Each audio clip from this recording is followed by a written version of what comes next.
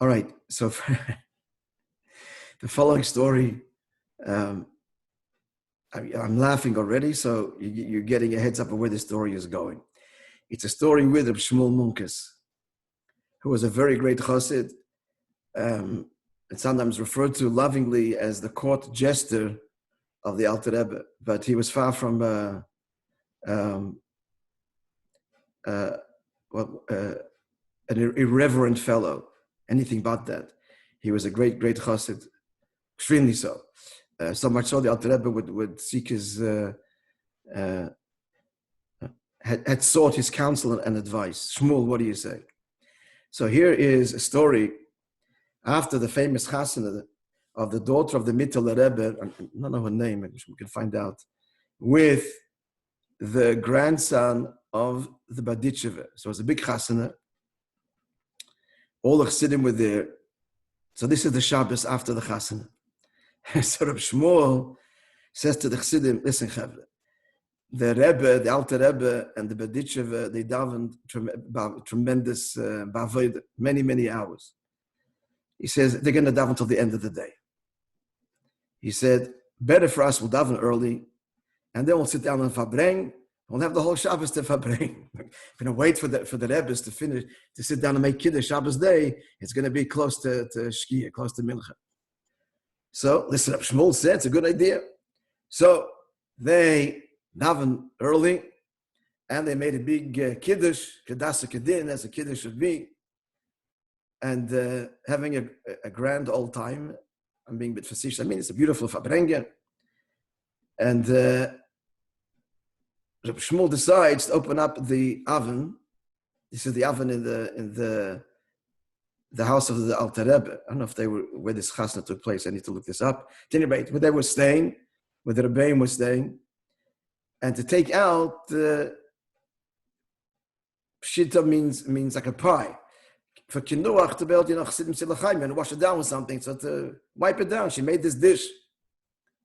And what's the one he takes? Takes the best one, which the Rebbitzin had prepared. The Alter Rebbitzin, this is the Alter Rebbe's wife. The Rebbitzin Sterne.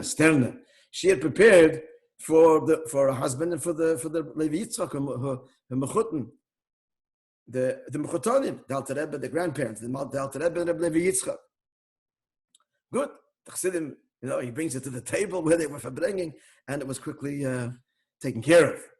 The end of davening, so now comes the time, the end of davening of Rabbi Levi Yitzchak rather, and the Alter Rebbe.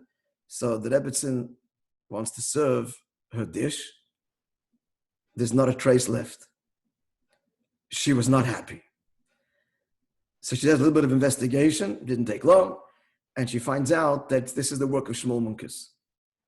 And she's just beyond herself. Where's a limit to his shenanigans? So she went to the Alter Rebbe. She says, "You got to do something about this. This is she didn't tell you, call him to task." The Alter Rebbe calls Reb Shmuel, didn't tell you, and she's standing in the Rebbe's Sterne. Shmuel stands in the greatest awe before the Alter Rebbe, and there's two sides, he says, the Alter Rebbe. Let's hear the complaints. So the Rebbe says, I worked a long time to make this dish, and it was a very good, meshubach, very praiseworthy. And here, this fellow goes and takes it, and all my work is in vain, and he devours the whole thing. Chassidim polish it off. Okay, so the Alter Rebbe is a good timer. He turns to Reb Shmuel and he says to Reb Shmuel, no, Shmuel, what do you say? What's your complaint? Reb Shmuel says, we have no complaints at all. The Kugel was very good. And that's the story. So, it's a cute story. It's a funny story.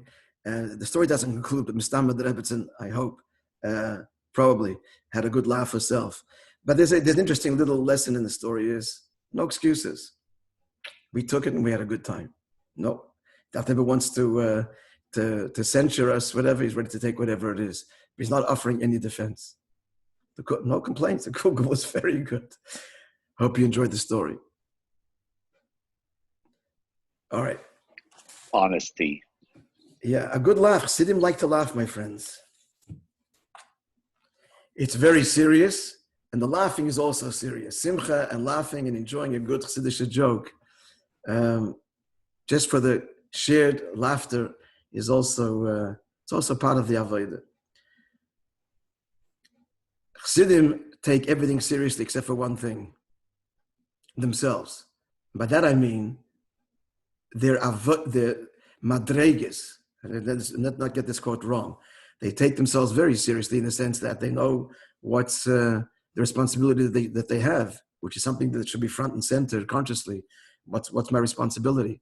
When I say they don't take themselves seriously, I mean their own achievements in avodah. Somebody else's avodah and achievements is to be praised and taken seriously, but their own, no time for that. And brutally honest, how can you take your avodah seriously? By really doing what there's lots of room for improvement. And there's not even time for this kind of analysis. Just be busy with what you have to do. I'm going to tell you a very extreme story. Very extreme. It's being recorded. Okay, so be it. No secrets. I don't know if we actually know who this was, but a chassid was passing away. He was on his deathbed. It was the final moments, and he asked his fellow chassid to bring a minyan. It's a minyan to possible. But neshama leaves, there should be a minyan and the whole. But he says Shema. It's a whole seder, and a big schus for the person leaving. So he turns to his friend and he says, "Bring a minyan." So the chassid responds to him, "Even now you're making a fuss about yourself. You're dying. Do what you have to do. A whole drama and calling a minyan." A whole life, a fuss, even now. Okay, maybe the story is a little bit difficult, but really isn't. This is really the chassid. Stop people from what they're doing, come because. But the story goes even stronger. He says, "Come on, even now you're making a fuss." A story to aspire to, friends, to live with, not chas v'shalom to die. Anyway, okay. Have a wonderful rest of the day, and we'll daven